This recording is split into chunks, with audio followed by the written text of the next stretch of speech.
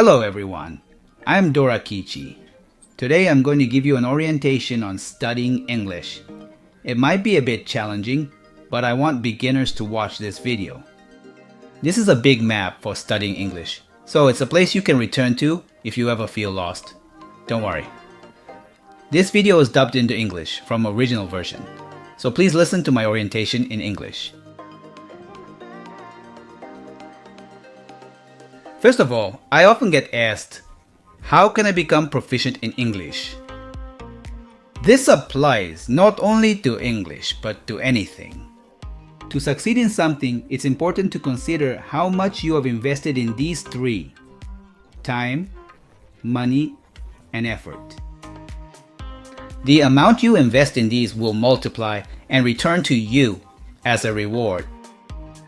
For example, even if you spend money on English learning materials or attend classes, if you just buy them or just attend without focus, the amount of effort and time is zero, and you'll gain nothing at all. Also, if someone says, I'm putting in the effort but can't get better at English, there might be a possibility that their way of making an effort is incorrect. Learning English is similar to sports. For example, if you want to become faster in short distance running long distances of 30 kilometers every day will weaken the muscles needed for short sprints, so you won't become faster at short distances. In baseball, practicing with the wrong form won't improve your hitting skills. The key is how much you increase these three quantities. In short, to become proficient in English, you need time and the right effort. However, nowadays, you can learn English for free without spending money. Drakichi English is also free. Please subscribe to the channel. For mastering a foreign language, the desire to be able to use the language is fundamental. Among the different aspects of knowledge, I place the highest importance on pronunciation. Pronunciation is acquired by learning the correct way to pronounce and practicing repeatedly. Knowing something and being able to do it are two different things, regardless of the skill. However, first, it's important to learn as knowledge how to pronounce correctly. I will discuss why I emphasize pronunciation later. When each sound is combined, it forms words and creates meaning. By putting those words into sentences according to grammar, you can express even more things. On top of that foundational knowledge, you can listen, speak, write, and read. Even if you have knowledge, it won't truly become usable unless you actually practice using it. Therefore, it is essential to build a strong foundation and gradually increase the number of practice sessions in your daily life. Now, I will discuss three important aspects of English learning. First, the reason why pronunciation is important.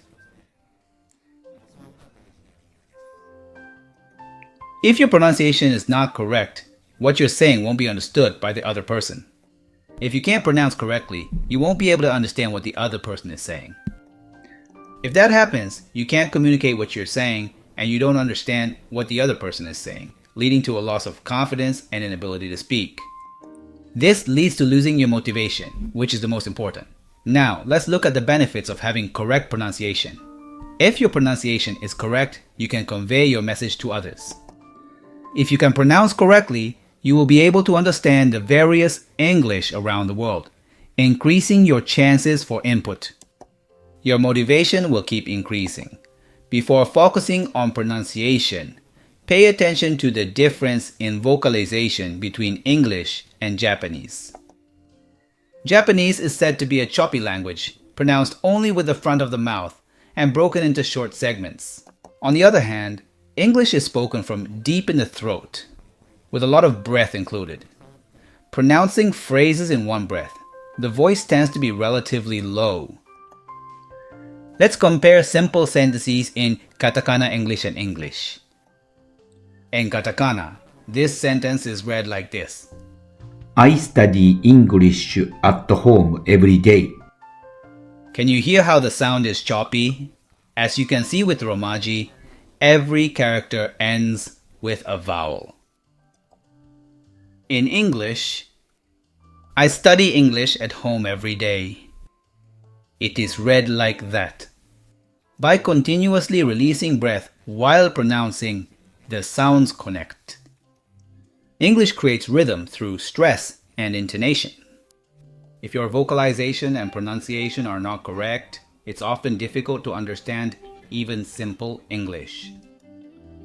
While it's naturally challenging to catch speech that is very fast, the real reason you can't understand English is because of the different vocalization methods and your inability to correctly pronounce each sound. Once you've learned pronunciation, next, let's thoroughly learn grammar. Grammar is a set of rules for creating meaning, so there are a limited number of them. Grammar has a definite endpoint to its study compared to vocabulary, which can be learned indefinitely. By the way, vocabulary refers to knowing words, phrases, and similar expressions. Vocabulary continually evolves as new words are created and old words disappear over time. So there's no end point to learn it.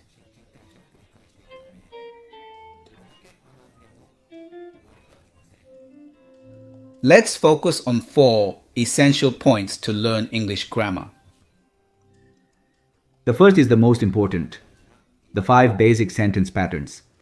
English sentences have patterns. By remembering these patterns, it becomes much easier to understand and create sentences. Secondly, the direction of modification is important. Since explaining this would make the discussion lengthy, please refer to the infinitive section of Drakichi English. The third one is word order changes. By altering the basic sentence structures and rearranging the order of words, you can create questions, exclamatory sentences, and inverted sentences. This is also possible because you understand the basic sentence structures, allowing you to recognize where the word order has been changed. Finally, there is time expression. By changing the forms of verbs and adding auxiliary verbs, we express tense and aspect. Let's discuss the most important basic sentence structures in a bit more detail here. Let's dive into the first sentence pattern, subject verb intransitive type. This sentence consists only of a subject S and a verb V to convey meaning. For example, I run, I walk, I jump, I swim, and so on. These verbs are called intransitive verbs. The second sentence pattern is the subject-verb complement, SVC, explanatory type, where the subject S is described by the complement C. At this time, verbs like be function as a connector. For example, I'm Ken, he's Ken, I'm happy, he looks happy, and so on. The third sentence pattern is the SVO transitive type. The subject S applies some kind of force to the object O. The manner in which this force is applied is determined by the meaning of the verb V. Let's take the sentence I play soccer as an example. The subject I applies the action of play to the object, soccer. I watch TV. In the sentence I watch TV, the subject I applies the action of watch to the object TV. I eat hamburgers. The subject I applies the action of eat to the object hamburgers. The verbs used in this case are called transitive verbs. The fourth sentence pattern is the SVOO pattern. In this pattern, the subject S gives or says something, O2, to the object O1. This is a sentence pattern in which objects or knowledge are given. For example, I gave him a present, and I teach her English are fourth sentence patterns. The fifth sentence pattern is the SVOC sentence structure, which includes an object complement. In this case, the complement C describes the object O, not the subject. In the sentence, I call her Meg, It establishes a relationship where her is equal to Meg. Thus, the subject I applies the action of call to the object her, and the way of calling her is Meg. In the case of I make him happy, it establishes a relationship where him equals happy. The subject I applies the action of make to the object him, resulting in the complement happy. We will gradually cover the details throughout the Drakichi English Basic series. First of all, please keep in mind the differences in the nature of Japanese and English sentences. For example, in Japanese, 日本語で私は犬を散歩します。私は散歩しますよ、犬を。と言っても。犬を散歩しますよ、私は。と言っても。the nuance is different, but the meaning of the sentence hasn't changed. Japanese is a flexible language where the order can change slightly, but still keep the same meaning, thanks to particles like ha, ga, and o.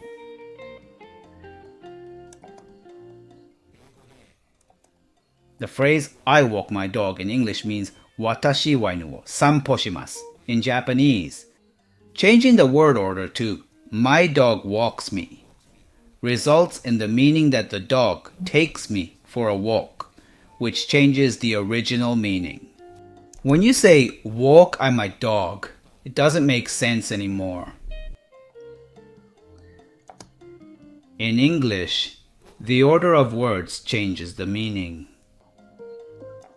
By the way, if you remove my dog and say I walk, the subject I only conveys the act of walking, which is completely different from the meaning of walking my dog. In this case, walk is when you move alone, so it is called an intransitive verb. The walk used for I walk my dog is a transitive verb because it affects the dog. Any complex sentence is formed by combining these 5 basic sentence patterns. Finally, I will explain how to study vocabulary, which is the most challenging aspect of learning English. To remember a word, it is important that how many times you encounter the word. Think about when you try to remember a person. Please think about the way to remember the person. If you haven't met someone often, you'll quickly forget them. For example, even celebrities you see on TV, if you watch them every day, you can remember their names, personalities, and other details. But with someone you've never seen or only see occasionally, don't you find yourself thinking, who was that? It's the same with words. To encounter the same word multiple times, you must not spend too much time memorizing a single part. For each word, take 2 to 10 seconds to say it out loud as you look at it and memorize it. Relentlessly practicing writing words is inefficient. You can say it 3 times in the time it takes to write it once. If you practice by just writing, it lacks audio, so you might not be able to speak correctly or understand when listening. This diagram represents the Ebbinghaus forgetting curve. It illustrates the mechanism of memory.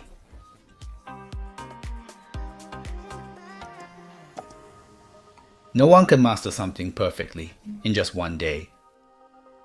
This excludes geniuses with photographic memory. Even if you repeat the same word hundreds of times in one day, you'll end up forgetting it. So practice with a relaxed mindset, thinking something like, I'll just do it again tomorrow. As you complete more repetitions, please gradually increase the intervals between your study sessions on a daily basis. Let's talk about things to focus on in daily vocabulary learning. Look at the spelling. Listen to the audio. Pronounce the word correctly while visualizing its meaning. by visualizing. I mean, not imagining the Japanese translation, but rather, for example, if it's a verb, try to picture a scene where that action is being performed, and so on. If it's a noun, for example, when the word is apple, it's important to try to visualize an apple. When you hear the word apple, most people should be able to visualize an image of an apple in their minds. It would be ideal to do that with every word. Learn basic sentence structures with Drakichi English Basic. I will gradually release more videos on sentence patterns, so please keep making steady progress. How did you think about English version of Drakichi English? Give me some comments. Thank you for watching this movie. See you again. Goodbye.